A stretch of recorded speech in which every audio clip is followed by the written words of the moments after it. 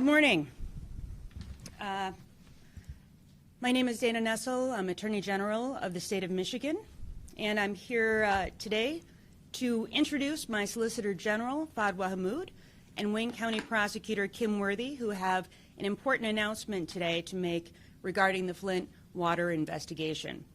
Now, I took no part in that investigation, but thought it was important for me to be here today to thank them for their service and to review for the public what my role and my office has played in the various matters we've been charged with in terms of handling the Flint water crisis. Now, the Attorney General has a unique and multifaceted job in the state of Michigan. By law, I am Michigan's chief law enforcement officer, able to prosecute crimes under state law in each of Michigan's 83 counties. I am the attorney for our state government, charged by law with providing legal representation to state governmental bodies and officials in the performance of their duties. But last, and certainly not least, I am your attorney. I am the people's attorney, and I'm able to bring lawsuits on behalf of the people of this state whenever their interests are in jeopardy. Now, my department handles more than 35,000 cases a year, and in most of these instances, I can perform these roles simultaneously and seamlessly. But on rare occasions, the roles that I am entrusted to play can sometimes create potential conflicts with other roles, or at least can give the appearance of such conflicts. So because of this, our Supreme Court has recognized a special procedure that allows my office to continue to perform its legal duties even when faced with a perceived or actual conflict of interest. That procedure is our office's conflict wall process. And under this process, my office erects a wall by which impacted staff are screened off from each other and operate entirely independently of one another as if they were attorneys working in separate law firms. Now, this process allows us to fully comply with our ethical obligations as attorneys while still allowing us to fully perform our duties and responsibilities under state law. When I took office on January 1st of 2019 and took over some of the most significant civil cases and criminal investigations in the history of our state, none were more consequential than the Flint water crisis. The crisis resulted in more than 100 civil lawsuits against state agencies and employees that my department was defending, along with a criminal investigation that the department had initiated to determine who, if anyone, should be charged as a result of the crisis. Because of that, a conflict wall had been erected separating the criminal and civil teams, and I was presented with the most difficult decision in my tenure as Attorney General as to which side of the wall I would work with. Well, I chose to work on the side of civil litigation and not the criminal investigation because I was committed to trying to resolve those lawsuits as quickly as possible and in a manner that was in the best interests of the people of our state.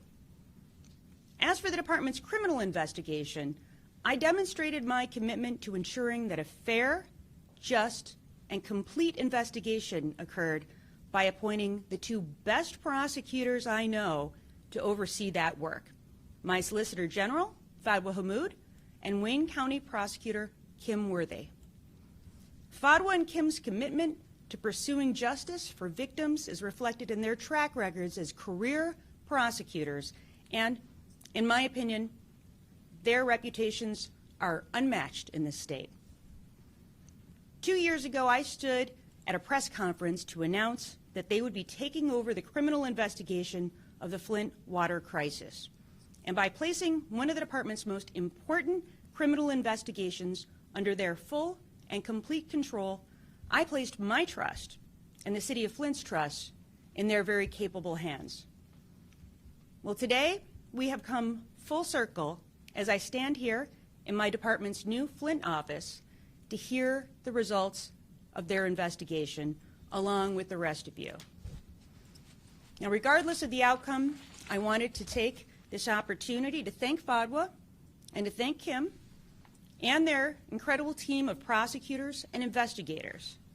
They took on what is the largest criminal investigation in the history of the state of Michigan without hesitation. And so I wanted to make sure that I had the opportunity to thank them personally and publicly today. And with that, I will now turn this over to Kim Worthy to begin their announcement.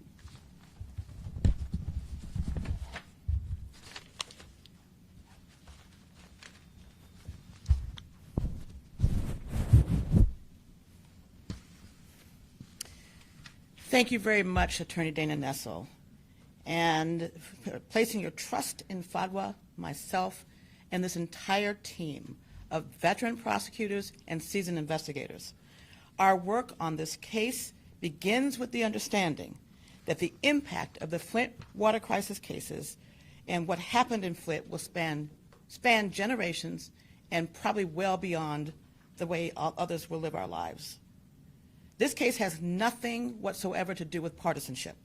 It has to do with human decency, resurrecting the complete abandonment of the people of Flint, and finally holding people accountable for their alleged unspeakable atrocities that occurred in Flint all these years ago. Pure and simple, this case is about justice, truth, accountability, poisoned children, lost lives, shattered families that are still not whole, and simply giving a damn about all of humanity. This investigation was carried out by career prosecutors and public servants who know how to conduct a criminal investigation, follow the evidence without any preconceived notion whatsoever, and use all the necessary and available investigative tools to law enforcement. Through the course of this investigation, we reviewed literally millions and millions of documents and several hundred electronic devices, executed dozens of search warrants, and worked countless hours even in the midst of the COVID-19 pandemic. From the start, this investigation sought to utilize any and all of the resources that I just spoke about that could give the citizens of Flint a full investigation that they deserved. One of these resources included enlisting a group of world-renowned infectious disease experts to study the deaths in this case and to study the deaths in Flint that were potentially related to Legionella. It is critical that these deaths be reviewed by unbiased, highly qualified professionals. These experts individually reviewed each case and made an independent determination as to each and every cause of death. The panel then convened to review and adjudicate their conclusions.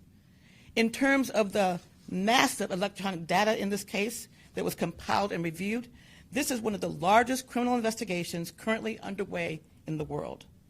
In January of 2020, last year, the team filed a grand jury petition with the chief judge of the 7th Circuit Court for Genesee County. That petition was granted, and the Honorable Judge David Newblatt was appointed by the chief judge to act as a one-man grand juror to investigate these crimes related to the Flint water crisis.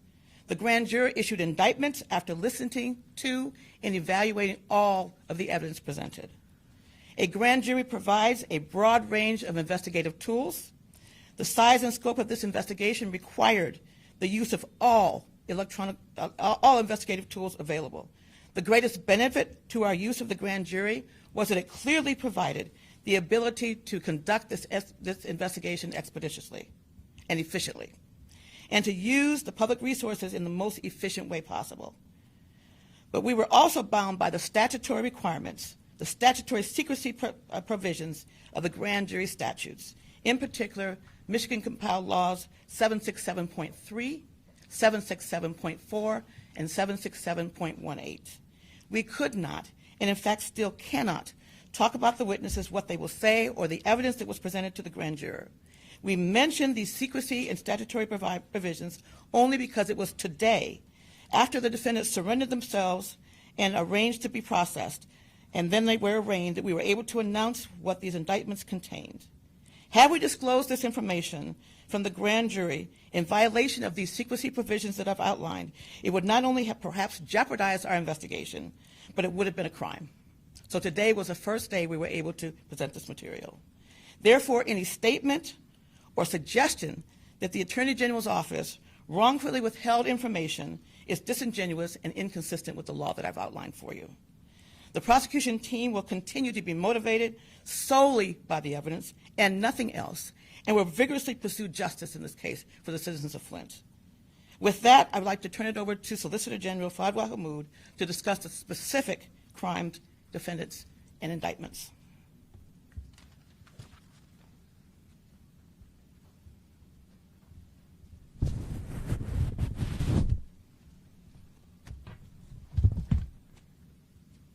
Thank you, Attorney General Nessel, for entrusting Prosecutor Worthy and I with leading this investigation.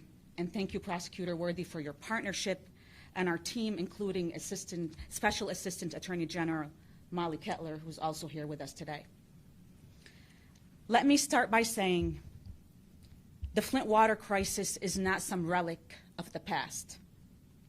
At this very moment, the people of Flint continue to suffer from the categorical failure of public officials at all levels of government, who trampled upon their trust and evaded accountability for far too long. Government power is not granted as a blank check. It is borrowed by those who swear an oath to faithfully discharge their duties in service of the people. That is why we have specific laws governing the conduct of public officials.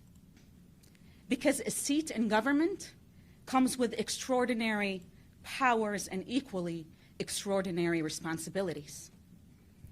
When an entire city is victimized by the negligence and indifference of those in power, it deserves an uncompromising investigation that holds to account anyone who is criminally culpable.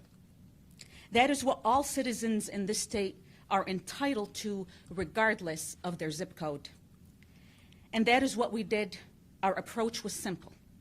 Where we believed the evidence would prove a criminal charge, we sought and obtained indictments for those crimes. Let me be clear. There are no velvet ropes in our criminal justice system. Nobody, no matter how powerful or well-connected, is above accountability when they commit a crime.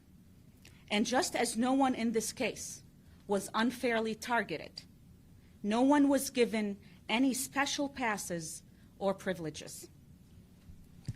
Finally, we may never know all the names of those who had their lives and livelihoods destroyed by this man-made crisis. And although the criminal justice system alone cannot remedy all the suffering that every person endured, we took our part seriously, and we hope others will do the same to ensure that this never, ever happens again. I would now like to discuss the indictments. It is important to remind everyone that a criminal charge is merely an allegation, and a defendant is presumed innocent unless and until proven guilty. Further, I will provide a summary of the indictments. While I will provide that summary, I am not able to comment on the evidence that supports these indictments.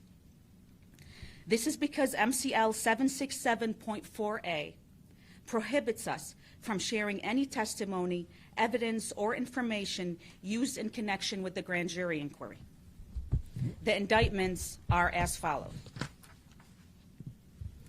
Nicholas Lyon, former director of MDHHS, is charged with 9 counts of involuntary manslaughter, for each a 15-year felony, and 1 count of willful neglect of duty, a 1-year misdemeanor, for his failures and grossly negligent performance of his legal duties while director of MDHHS to protect the health of the citizens of Michigan in accordance with the Public Health Code. Eden Wells, former chief medical executive, is charged with 9 counts of involuntary manslaughter, each a 15-year felony, and 1 count of willful neglect of duty, a 1-year misdemeanor for her failures and grossly negligent performance of her legal duties while director of MDHHS to protect the citizens of Michigan in accordance with the Public Health Code. In addition, she is charged with 2 separate counts of misconduct in office, each a 5-year felony, for 2 separate incidences of preventing or attempting to prevent the distribution of public health information about Legionnaire's disease in Genesee County. Nancy Peeler, former manager of the Early Childhood Health Section at MDHHS, is charged with 2 counts of misconduct in office, each a 5-year felony, for concealing and later misrepresenting data related to elevated blood lead levels of children in the city of Flint, and 1 count of willful neglect of duty, a 1-year misdemeanor, for her failure to act upon information of those elevated blood lead levels. Gerald Ambrose, former finance director and state-appointed emergency manager of the city of Flint, is charged with 4 counts of misconduct in office, a 5-year felony for acts related to the city of Flint's finances, as well as Flint's water supply source. Darnell Early, former state-appointed emergency manager for the city of Flint, is charged with 3 counts of misconduct in office, each a 5-year felony for acts related to the city of Flint's finances, as well as misinformation about the quality and safety of the Flint water supply. Howard Croft, former director of the Department of Public Works for the city of Flint, is charged with 2 counts of willful neglect of duty, each a 1-year misdemeanor, for willfully neglecting his duty to ensure the safety and quality of the Flint water supply. Richard Snyder, former governor of the state of Michigan, is charged with 2 counts of willful neglect of duty, each a 1-year misdemeanor, for willfully neglecting his mandatory legal duties under the Michigan Constitution and the Emergency Management Act, thereby failing to protect the health and safety of Flint's residents.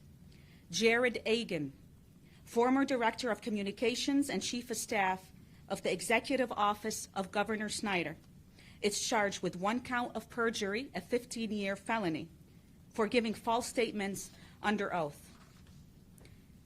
Richard Baird, former senior advisor and transformation manager in the Executive Office of Governor Snyder, is charged with 1 count of misconduct in office, a 5-year felony, by improperly using state resources and personnel, 1 count of perjury, a 15-year felony, for giving false statements under oath, 1 count of obstruction of justice, a 5-year felony, for attempting to interfere or influence ongoing legal proceedings related to the Flint water crisis, and 1 count of extortion, a 20-year felony, for threatening a state-appointed research team during their investigation into the source of the Legionnaire's disease outbreak in Genesee County.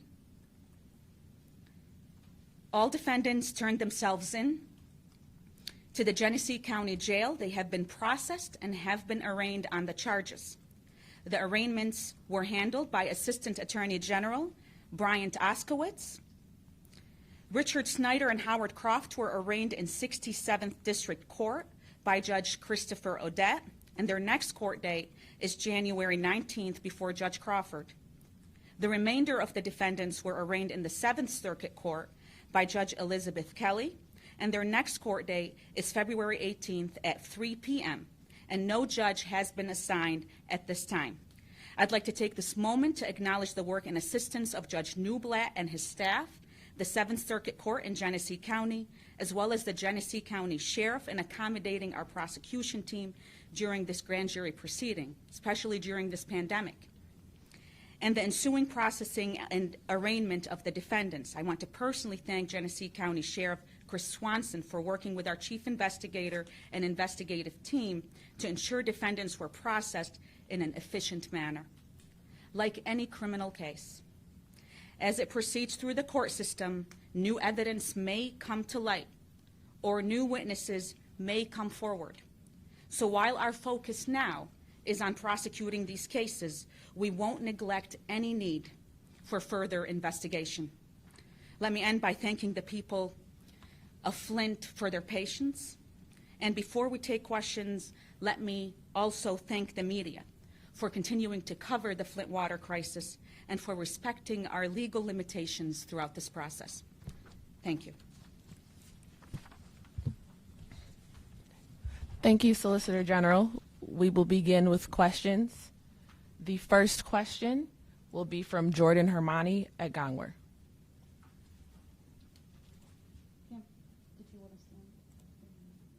Hi, hello, can you hear me? Can you hear? I can hear. Yes. Okay, hi, thank you for taking my question. On a general note, how is what Rick Snyder did during his time in office in the Flint water crisis different than any other time a governor made a wrong call and people got hurt? I know you can't discuss specifics, but I was wondering if you could elaborate on the willful neglect charge. What I can say, I mean, obviously you've already heard us state the law, and Prosecutor Worthy stated the law. We can't comment on the specific or the evidence or testimony taken in this case. But what I can tell you is based on the evidence we charged because we believe that his willful neglect of duty amounted to a crime. Thank you. Next is Jonathan Oosting from Bridge.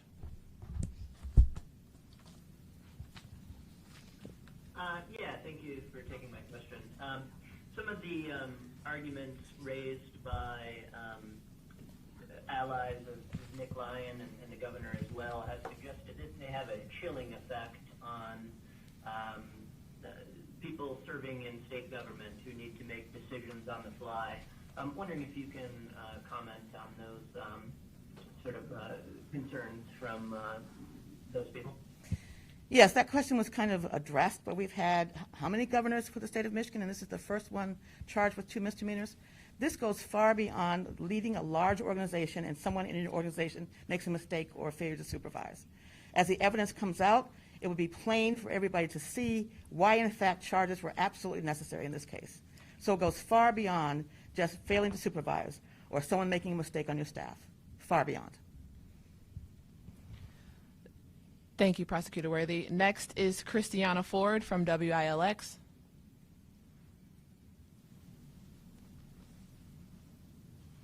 Christiana, unmute yourself. If not, we'll move on to the next one. Hi, I have 2 audio channels playing.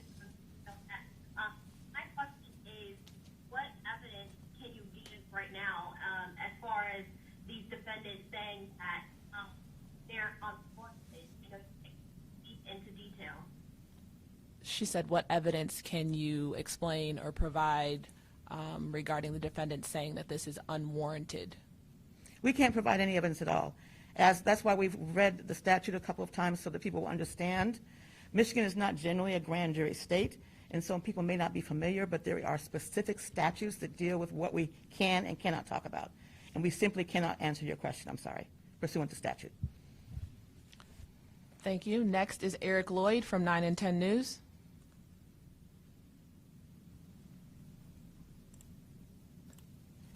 Eric, unmute yourself. If not, we will move on to the next. I didn't have a question. Oh, okay. Thanks, Eric. Next is Constanza Mayo from CBS. No question. Paul Egan from the Free Press. Thanks. Are you expecting more charges, or are we kind of up against the statute of limitations in terms of the possibility of any new charges? Thank you. As we stated, if new evidence were to come to light, I mean, this is an ongoing investigation, and if there is evidence that would prove that a crime was committed, we will surely go where the evidence will lead. Thank you. Next is Stephanie Parkinson from WEYI. Stephanie? Okay. Jim Kurtzner from WXYZ. Thank you for taking my question. I have kind of a multi-part question. Why did you choose to go to a grand jury rather than just issue these charges through the Office of Attorney General? I know you can't discuss certain specifics of the grand jury process, but was charge of involuntary manslaughter considered for Governor Snyder. Some people have already said they're disappointed that he has not been charged with a felony, while some of his aides have been. And the last part of my question, how long will the people of Flint and the state of Michigan have to wait for justice? What's the time frame on all of these trials going through and getting a resolution one way or the other?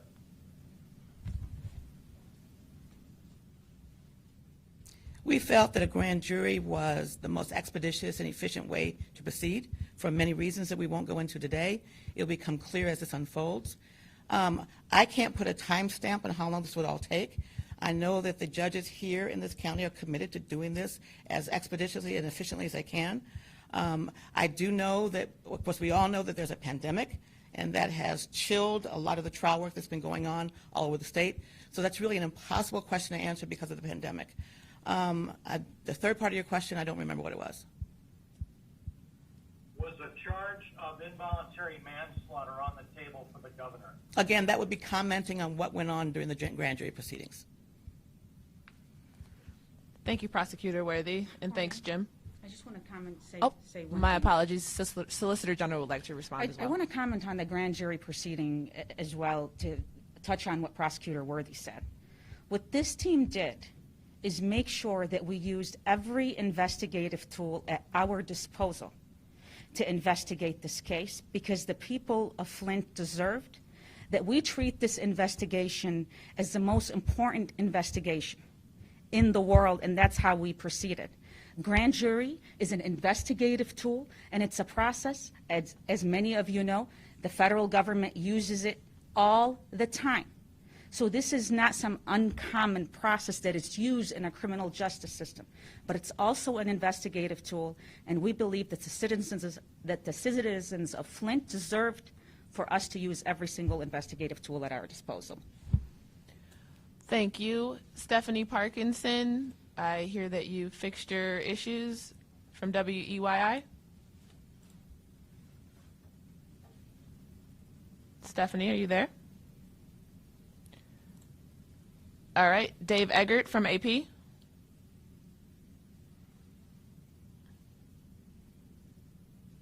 Hi, thanks for taking the call.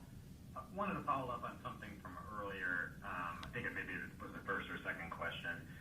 And this is along the same lines, but can you address critics that essentially say the governor and other top members of his team made bad policy decisions, but did not commit crimes? Why charge them with crimes? And does this cause any concerns for future governors?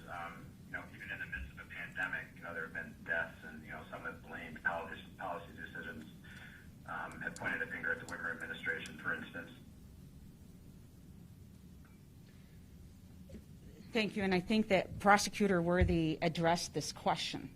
Listen, we are investigating crimes. Our approach was simple, where we believed crimes were committed under the law, and the evidence supported. We sought indictments, and we obtained those indictments on those criminal acts. Public officials are subject to the same laws as everybody else. Again, there are no velvet ropes in our criminal justice system. All right. Next is Hank Winchester or Karen Drew from WDIV.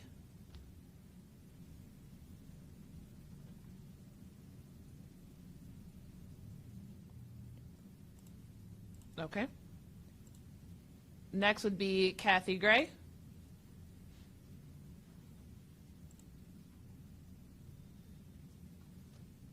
Okay. Rick Pluta, Michigan Public Radio.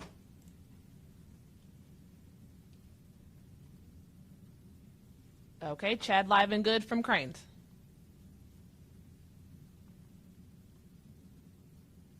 Chad, go ahead. I see you in the chat. Go ahead with your question. You can unmute.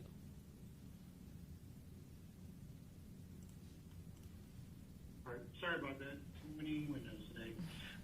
Yes, Solicitor General, in your comments you said that the Flint water crisis was a categorical failure of public officials at all levels of government.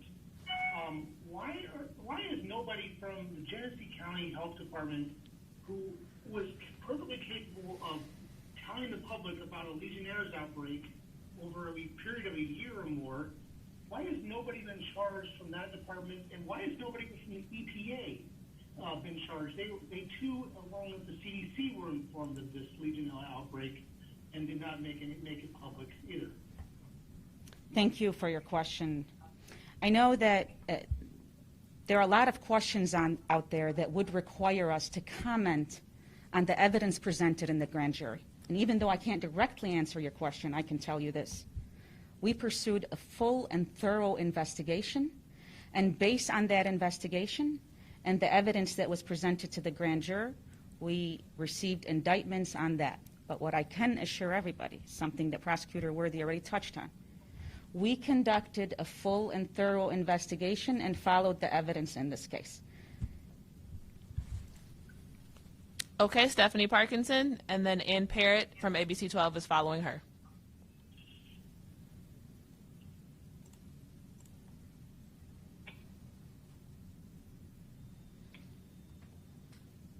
Go ahead, Ann.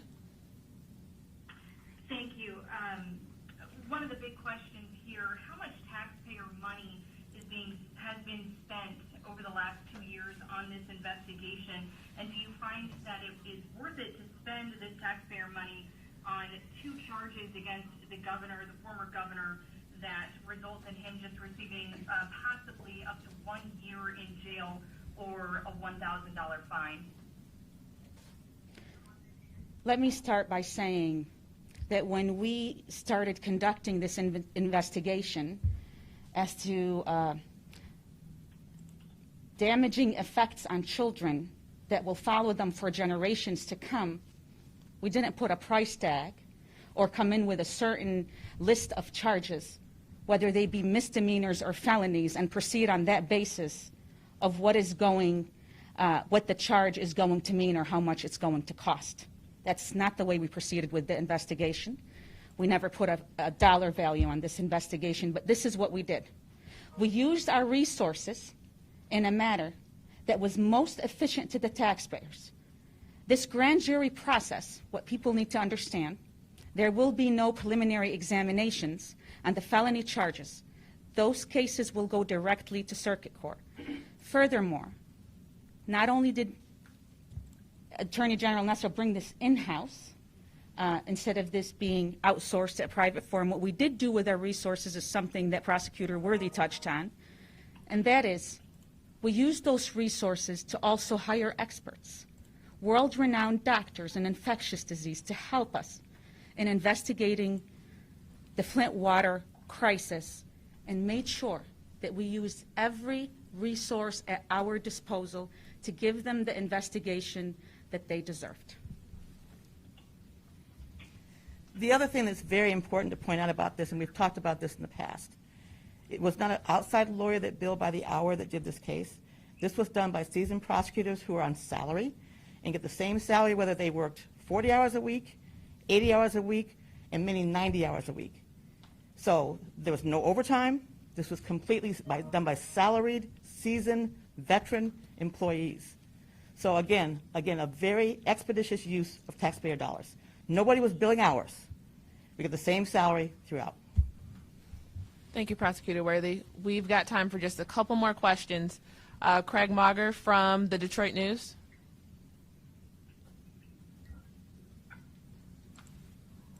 Craig, are you there? All right, Tim Skubic from WLNS.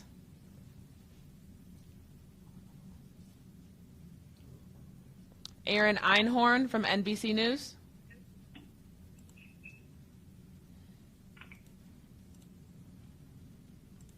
Okay. Brianna, I'm sorry, your last name starts with an O, from WNEM.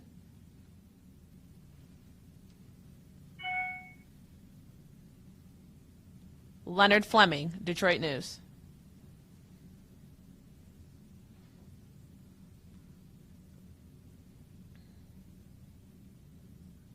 Heather Walker, Wood TV.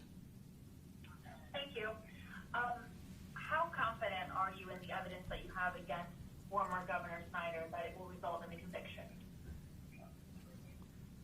Just like any other case, we charge cases that we can prove beyond a reasonable doubt. We do not charge cases that we cannot prove beyond a reasonable doubt. So we're confident in all the charges that we have meted out today. Thank you. Just a couple more questions.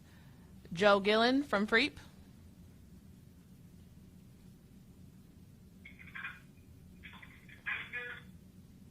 I'm sorry?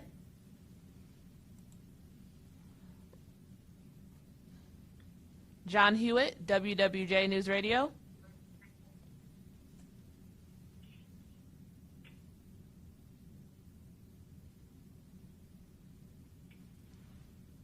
Okay, well, we would go back to Jim Kurtzner for his follow-up question, and then we will have time for one more question. Thank you. My follow-up question is on the governor. Since he is charged with just 2 misdemeanors, what's the likelihood there could either be a plea bargain in that case so we don't get to hear the evidence in court? Would you guys agree to that? Or do you want, since he is the high-profile defendant here, do you want his case to play out in court where everybody can see the evidence and understand it for themselves? And since he's only charged with misdemeanors, can't he, in either a plea bargain or a sentence, eventually, since it's only a misdemeanor, have this expunged from his record? Okay, Jim, I think you know me well enough to know by now that it doesn't matter how high profile you are, how much money you have, what your ethnicity is, or any other process.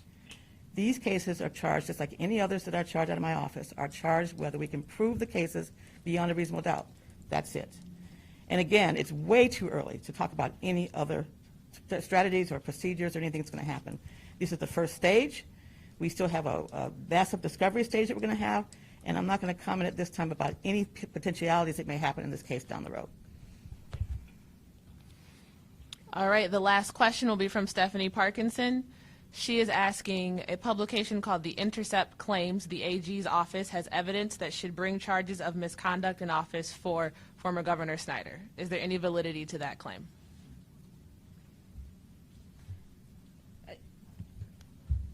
Again, like we've stated before, we followed the evidence in this case and asked for indictments on that evidence in court.